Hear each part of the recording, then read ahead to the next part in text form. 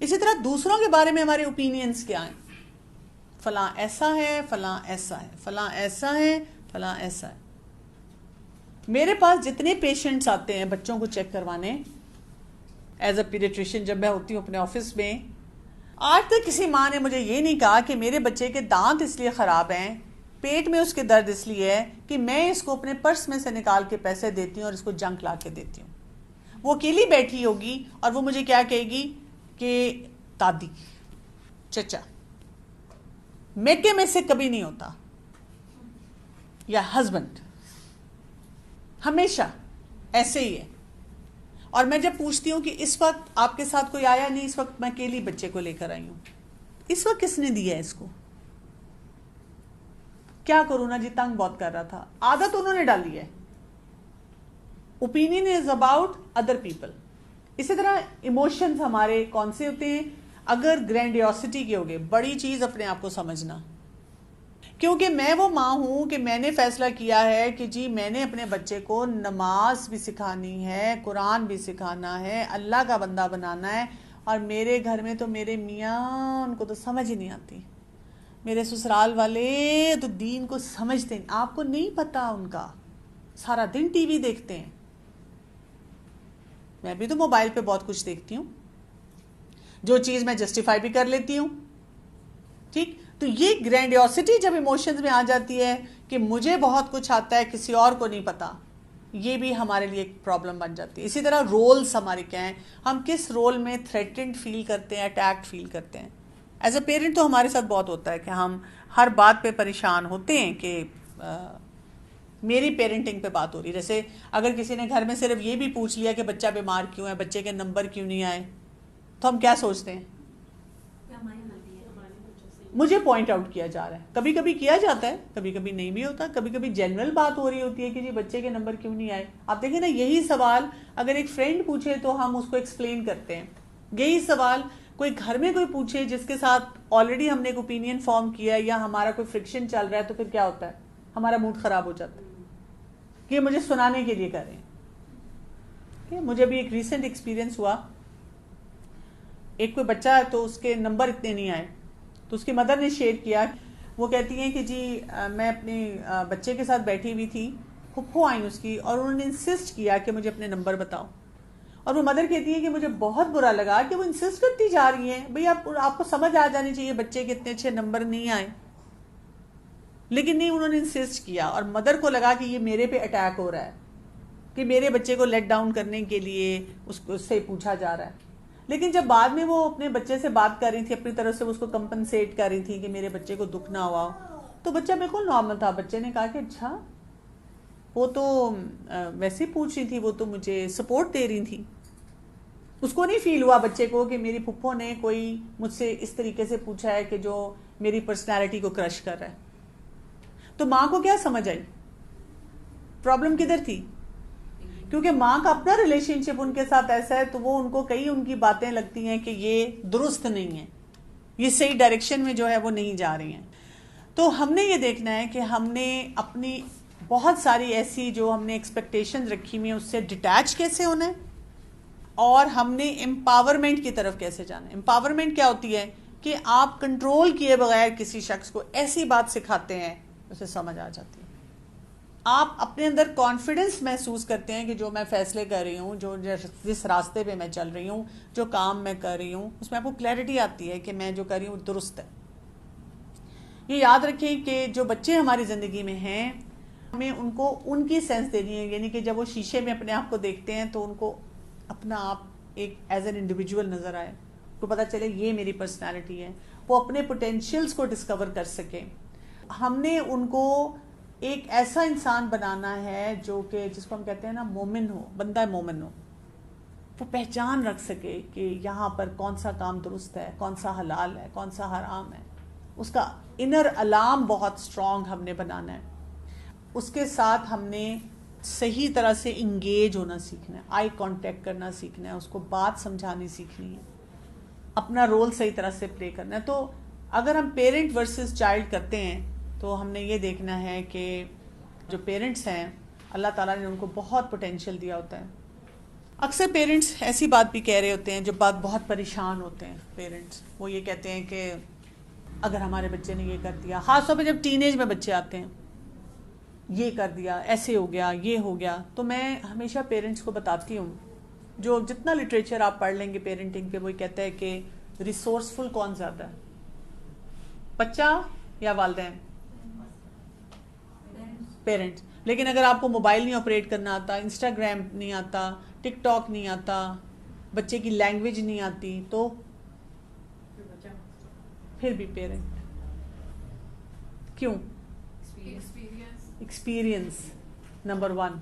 और पैसा किसके पास है?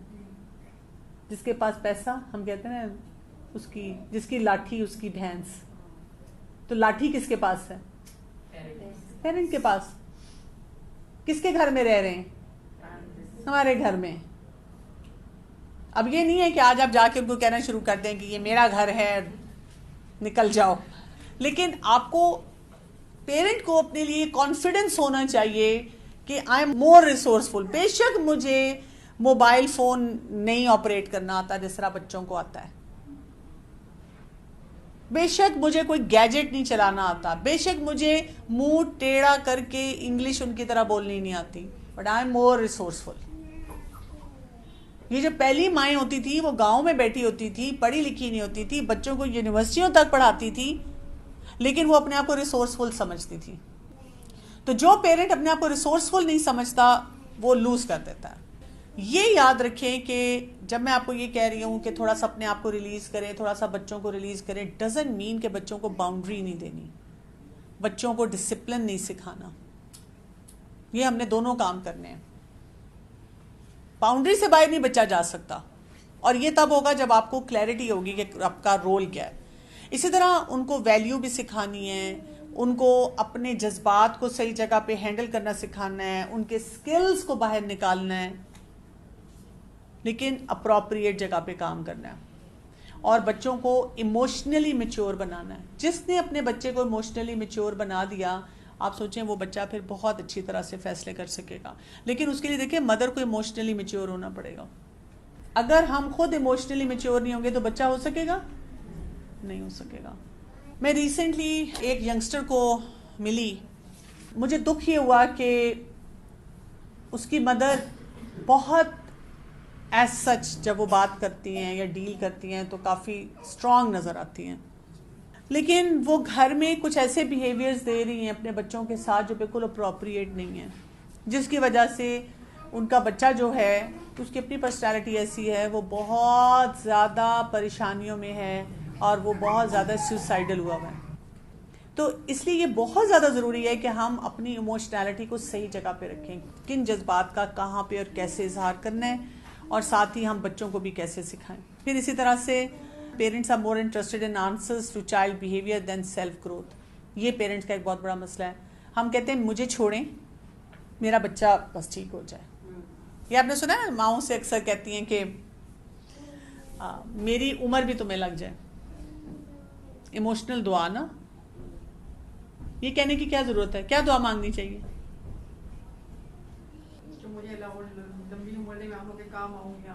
अल्लाह ताला मेरी भी उम्र अच्छी रखे, मेरा वक्त भी अच्छा रखे, मेरे से काम भी बेहतरीन कराए, अल्लाह ताला आपके लिए भी आसानियां करे। जैसे एक बच्चे ने टीनेज में आकर अपनी माँ से कहा, आप मुझे फोर्स कर करके बहुत से काम कराती हैं ना, तो जब मैं इंडिपेंडेंट होगा तब मैं नहीं करूँगा। हमारे जैसी माएँ तो हम घबरा जाएं। तो उस माँ ने क्या कहा, मुझे अपने रब से अच्छी उम्मीद है, मैं ये एक्सपेक्ट भी नहीं करती, मैं सोच भी नहीं सकती कि आप ऐसा काम करोगे, अल्लाह ताला आपसे बेहतरीन फैसले करवाए। मैं तो अल्लाह से ये दुआ करती हूँ। हम क्या करते हैं, हम फौरन लेक्चर शुरू करते हैं, बेटा हराम नहीं करना, बेटा ऐसे नहीं करना, बेटा ये चीज़ सही नहीं है, बेटा देख लो, बेटा समझ लो। एक्चुअली हम खुद भी एक बड़े बच्चे हैं, अभी हम खुद भी ग्रो कर रहे हैं, हम खुद भी सीख रहे हैं। मतलब मुझे ये अभी तक लगता है सब चीज़ों में कि हमारी जब शादियाँ होती ना, उसके बाद ही हम बड़े हुए, तब भी नहीं बड़े होते, तब पता चलता है बड़ा होना पड़ेगा। एक्चुअली यही होगा। लेकिन जैसे आपके सारे लेक्चर से ये फील होता है कि हम एज अ पेरेंट स्टार्ट करें, लेकिन अभी हमें पेरेंट बनना है। मतलब यहाँ सबके माशाल्लाह बच्चे होंगे, मेरे अपने 3 बच्चे हैं और माशाल्लाह बड़े बच्चे हैं। और मुझे अभी भी फील होता है कि मुझे एज अ पेरेंट मैच्योर होना है और यहाँ आने का मकसद भी है, लेकिन लगता है कि वक्त बहुत ज्यादा गुजर गया। इसके लिए एक वर्कशॉप में प्रिंसिपल सिखाया जाता है। यूजुअली जब कोई सेशंस या वर्कशॉप्स होती हैं उसके बाद अक्सर लोगों को एक शर्मिंदगी का एहसास, एक परेशानी का एहसास, हमसे क्या गलतियां हुई, क्या करना चाहिए था, होता है। तो उसमें वो एक जुमला बोलते हैं, you know what's the best time to do it. जो भी जिस चीज का भी आपको एहसास हुआ, क्या है बेस्ट टाइम? नाउ। आज से आप शुरू कर दें। देखिए हमारा दीन क्या कहता है, जिसने तौबा इस्तगफार पढ़ ली पिछले गुनाह, अगला नया स्टार्ट, नया चैप्टर शुरू हो गया। अल्लाह ताला ने बहुत से जो हमारी जिंदगी में इवेंट्स रखे होते हैं किसी मकसद की वजह से रखे होते हैं, हम उस तक फिर पहुंचे। और मैं इस दुआ पे ख़त्म करूंगी, अल्लाहुम्मा इन्नी आऊज़ु बिका मिन जारिस्सू व मिन ज़ौजिन तुशय्यिबनी क़ब्ल अल-मुशय्यिब व मिन वलदिन यकूनु अलैया रब्बा व मिन मालिन यकूनु अलैया अज़ाबुन व मिन खलीलिन माकिरिन ऐनुहु तरानी व क़ल्बुहु यरानी इन रआ हसनतन दफनहा व इन रआ सय्यअतन अज़ाअहा। बहुत ही खूबसूरत दुआ है। ए अल्लाह, मैं आपकी पनाह मांगती हूँ बुरे हमसाए से और ऐसे जीवन साथी से जो बुढ़ापे से पहले ही मुझे बूढ़ा कर दे, और ऐसी औलाद से जो मेरे लिए वबाल हो, बोझ हो, मेरा रब बन जाए, वो मुझे ओवर पावर करे, वो मुझे कंट्रोल करे, और ऐसे माल से जो मेरे ऊपर अजाब का सबब बने, और ऐसे मक्कार दोस्त से जिसकी आंखें और दिल मेरी निगरानी करते हों, और अगर वो मुझसे कोई खूबी देखे तो उसको अपने तक ही रखे, और अगर मेरी कोई खामी देखे तो उसका चर्चा करे।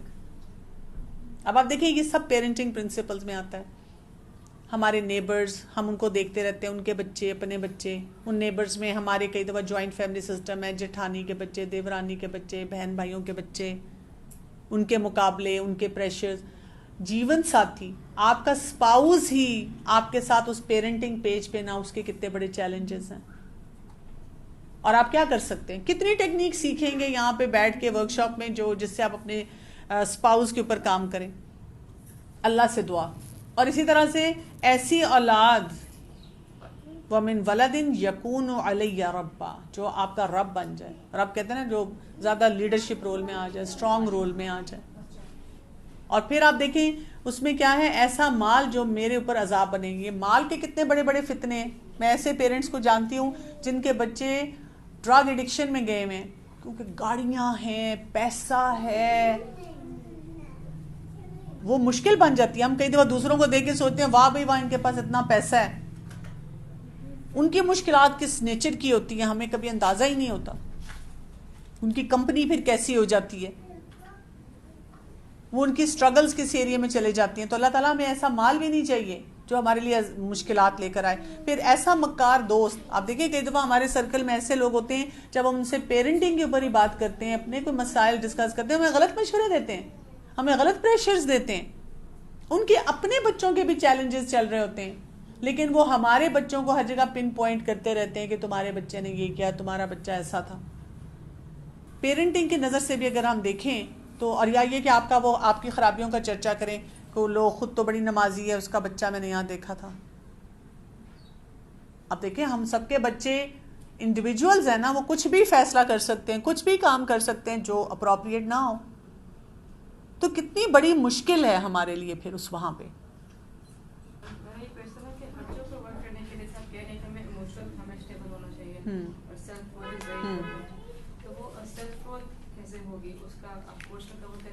जी बिल्कुल, हम सेल्फ ग्रोथ का ही ये सफ़र करेंगे, लेकिन ये याद रखिएगा कि हर कोर्स में हर चीज़ तो कवर नहीं होती। अगर आपको निशानदेही होती है कि अच्छा ये चैलेंजेस हैं मेरे, कुछ तो ऐसे होंगे जो कॉमन चैलेंजेस आएंगे, उस पर हम बात भी करेंगे, उसमें हम डेवलपमेंट की तरफ भी जाएंगे। कुछ ऐसी बातें होंगी जो शायद इस कोर्स में कवर नहीं होंगी, लेकिन आप अपने लिए आइडेंटिफाई करेंगे। तो ये हमारे बच्चे का जो यूट्यूब चैनल है, इस पर मेरे सारे लेक्चर्स हैं। आप में से अगर किसी ने सब्सक्राइब नहीं किया हुआ तो आप उस पर जा सकते हैं, और उस पर आप इस तरह के बहुत सारी टॉक सुन सकते हैं। बहुत सारा मटेरियल ऑलरेडी अवेलेबल है, और उधर से आप वो सीख सकते हैं किस तरह से हमने अपने आप को डेवलप करना है। यहाँ पर भी आप ग्रेजुअली सीखते जाएं, जो आपको चैलेंज आए आप उसको लिखते जाएं, 3-4 जब हमारी क्लासेस हो जाएंगी ना, उसके बाद थोड़ा सा आपके अंदर ज़रा जमाव आ जाएगा। अगर आपको लगे कि आपको आंसर्स मिलना शुरू हो गए हैं जो आपके चैलेंजेस हैं, तो इंशाल्लाह आपको बाकी भी पता चलता रहेगा। और अगर आपको लगेगा कि आपको अभी जवाब नहीं मिल रहे, तो फिर आप पूछना शुरू करते हैं। जब इतना मटेरियल आपके लिए अवेलेबल किया हुआ है, तो थोड़ा सा अपनी ग्रोथ को इस तरह लेके जाएं। लेकिन ये मैं ज़रूर अब समझती हूँ कि वक्त गुजरने के साथ साथ मैंने देखा है कि लोगों की 1-on-1 नीड भी होती है। वो पढ़ते हैं, सब कुछ देखते हैं, लेकिन उनको चाहिए होता है कि उनके साथ जो है ना वो अलग सेशन करें। मैं फ़ौरन नहीं आपको रिकमेंड करूँगी। मैं अक्सर लोगों को कहती हूँ जब आप कोई कोर्स कर रहे हैं, आप चीज़ें सीख रहे हैं, तो पहले आप वो सीखें सारी। लोग बच्चों को लेकर आते हैं, मैं हमेशा रिकमेंड करती हूँ कि पेरेंट खुद आए, खुद सीखे, खुद अप्लाई करें। और अगर उसको लगता है कि मेरे बच्चे का कोई ऐसा चैलेंज है, जैसे एक मदर मेरे पास आई थी, उनके बच्चे का चैलेंज था, उन्होंने खुद कुछ सेशंस लिए, फिर मैंने उनके बच्चे को कुछ एग्जेक्टिव फंक्शन सिखाए थे। देखिए, एक होता है कि आपको ना पहले एक जेनेरिक चीज़ आनी चाहिए। जेनेरिक ये चीज़ होती है कि आपको प्रिंसिपल्स को उठाकर उनको अपनी सिचुएशन के मुताबिक अप्लाई करना आना चाहिए। एक माँ के मुझे कहती है कि मेरा 9 साल का बच्चा है, उसके लिए एक अलग चीज़ बता दें, मेरा 9.5 साल का बच्चा है उसके लिए बता दें, मेरा जो है 10 साल का बच्चा है उसके लिए बता दें, तो प्रिंसिपल वही रहेगा। यानी आपने अगर नमाज भी सिखानी है, आज आपने क्या सीखा है कि अपने अंदर इमोशनल स्टेबिलिटी लानी है, आप उस चेक लिस्ट को पहले पूरा करें, आपको बहुत आइडियाज़ मिलेंगे कि आप आगे क्या करना है।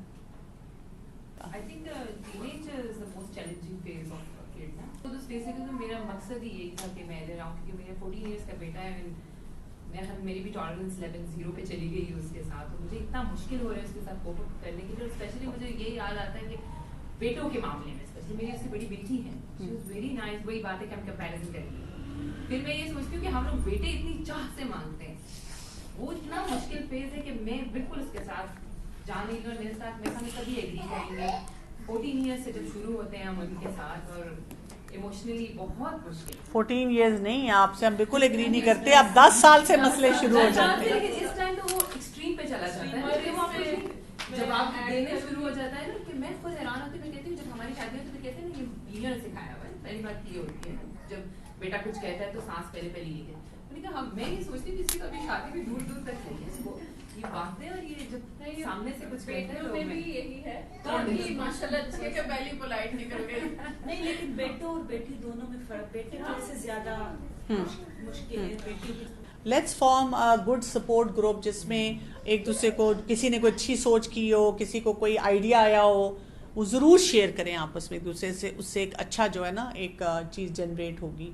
आपको ऐसे ग्रुप्स चाहिए जिसमें आपको फीलिंग होनी शुरू हो जाए कि I am a normal mother, क्योंकि हर जगह हमें ये फीलिंग मिलती है कि पता नहीं तुम जो कर रही हो तुम्हारा जी इंशाल्लाह जी